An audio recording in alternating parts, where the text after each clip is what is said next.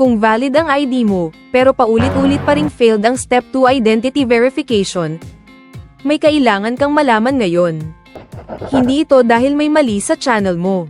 Hindi ito dahil may violation ka. At lalong hindi dahil fake ang ID mo. Ang totoo, maraming YouTubers ang nagpi-failed sa verification check kahit tama ang lahat, dahil may isang kritikal na bagay na hindi nila alam na tinitingnan ng AdSense system. At kapag nagkamali ka rito kahit isang beses, pwede kang mawalan ng chance na maka-verify ulit ang AdSense mo. Sa video na ito, ipapaliwanag ko kung bakit bumabagsak ang identity verification kahit valid ang ID, base sa aktual na experience ko sa pag-aayos ng maraming AdSense accounts. At sa dulo ng video, malalaman mo kung alin ang pinakadelikadong pagkakamali na ginagawa ng karamihan na hindi na nila nababawi. Kaya bago ka mag-submit ng kahit anong ID, panoorin mo muna ito hanggang dulo. Ano talaga ang tinitingnan ng system? Linawin muna natin ang isang mahalagang bagay. Ang AdSense Identity Verification ay hindi pagsusuri ng channel, at hindi rin tungkol sa content mo. Iisa lang ang tanong ng AdSense system. Ikaw ba talaga ang legal na taong tatanggap ng pera? Kapag may kahit isang parte dyan na hindi malinaw sa system, automatic na null-lock ang monetization at ihihinto ang ads. Unang dahilan, mali o hindi accepted na ID. Maraming creators ang nagsasubmit ng ID, pero hindi naman ito accepted ng AdSense. Ito ang mga karaniwang ID na hindi accepted sa verification check sa AdSense.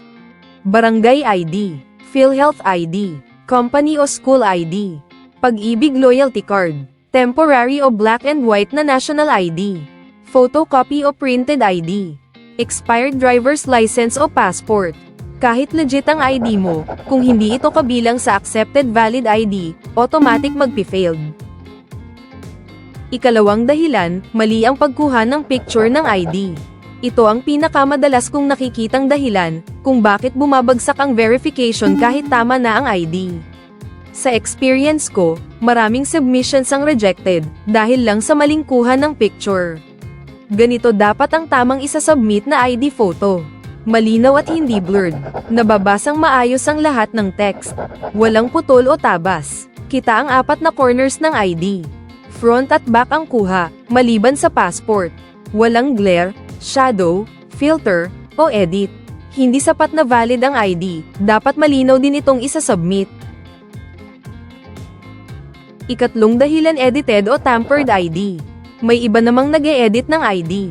Nililinis ang picture, inaayos ang kulay, o binabago ang details. Sa mata ng Google system, ito ay tampered document. Isang edited ID lang ang may pasa, pwede ka nang mawalan ng chance na makapag-resubmit. Mas mabuti pa ang medyo malabo pero tunay, kaysa malinaw pero edited. ID ng minor, automatic failure. Isa pa sa madalas kong nakikitang dahilan. Kapag ID ng minor ang naipasa, automatic failed agad ito. Hindi dahil mali ang ID, kundi dahil bawal magpadala ng pera ang AdSense sa minor. At sa maraming kaso, hindi na ito naaayos sa parehong AdSense profile. Based rin sa experience ko, karamihan ng lumalapit sa akin na nag-failed sa identity verification.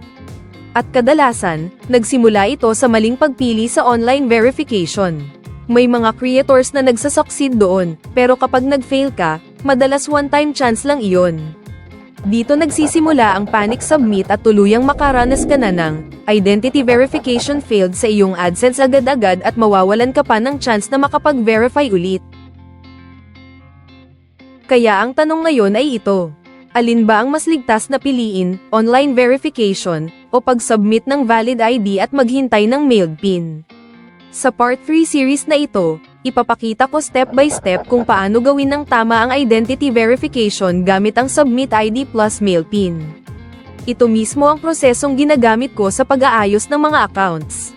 Kung may step 2 error ka ngayon, huwag kang magmadali, at huwag kang mag-submit ng kung ano-ano.